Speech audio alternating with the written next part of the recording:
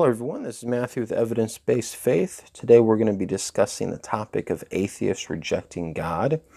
Now, I know typically when I'm having encounters with atheists or when I've watched debates, the usual claim is that it's not so much that they don't believe in God, it's that they lack belief in God, or they're not convinced, or they simply just don't see a reason why God would exist in the first place.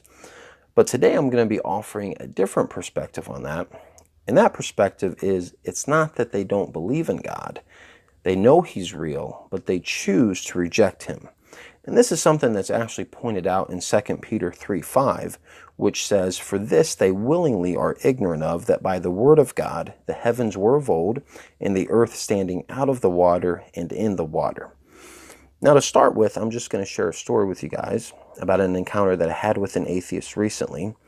And this was actually someone I had met through a business deal of sorts, and we just ended up getting on some personal topics. The guy had told me he had served in the military and that he had actually suffered from a brain aneurysm.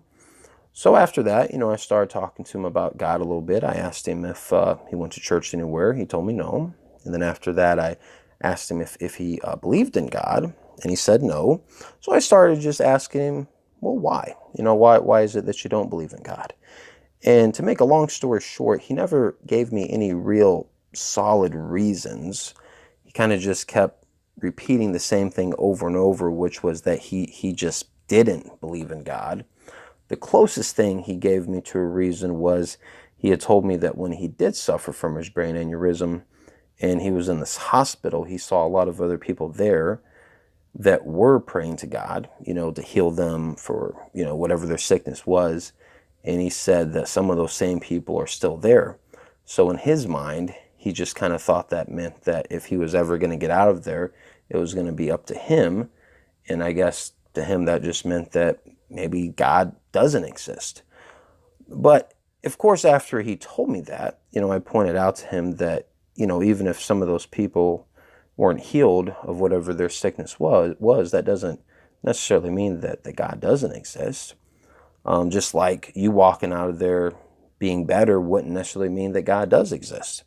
So after that, we went back and forth a little bit, but I kind of wanted to just get down to it because he wasn't really giving me any solid reasons. And I just came out and asked him a question that I learned from a somewhat famous Christian apologist by the name of Frank Turek, which, if you guys haven't looked into him, I would certainly recommend it. He's got a lot of good information. But that question is, I asked him, if Christianity were true, would he become a Christian? And he said no. So after that, I took it a step further and I said, okay, well, if God were to actually appear to you Himself, then would you believe in God? And he still told me no. So, of course, at that point, I realized that it wasn't that he didn't believe in God.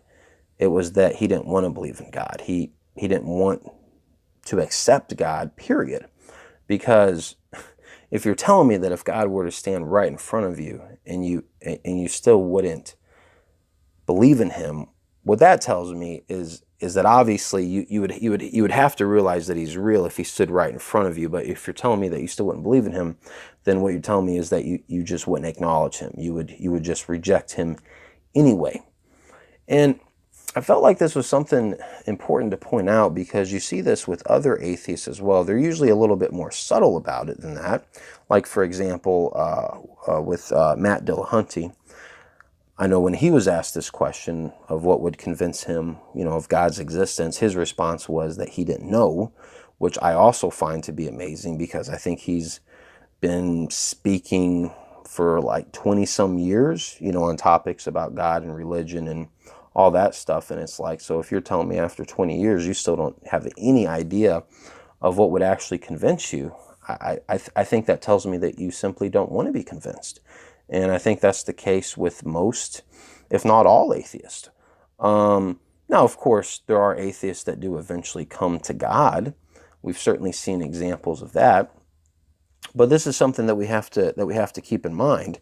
And it's really something that we have to call them out on because they're trying to tell us that our position is unreasonable or irrational.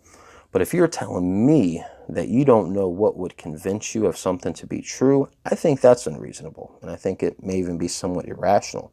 And certainly if you're telling me that if God were to stand in front of you and you still wouldn't be convinced, that's certainly unreasonable. Now, just to point a few things out here in the Bible, because the Bible does make it very clear that God has actually made himself known to us. Romans 1:20 says, "For the invisible things of him from the creation of the world are clearly seen, being understood by the things that are made, even his eternal power and Godhead, so that they are without excuse." Psalm 19:1 says, "The heavens declare the glory of God, and the firmament showeth his handiwork." So the Bible makes it very clear that God has in fact made himself known to us through creation.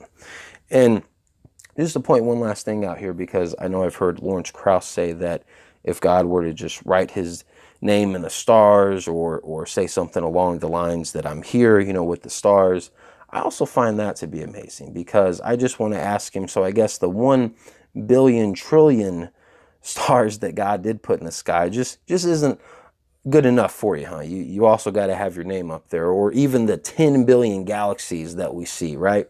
All that just came about by nothing. Yeah, right.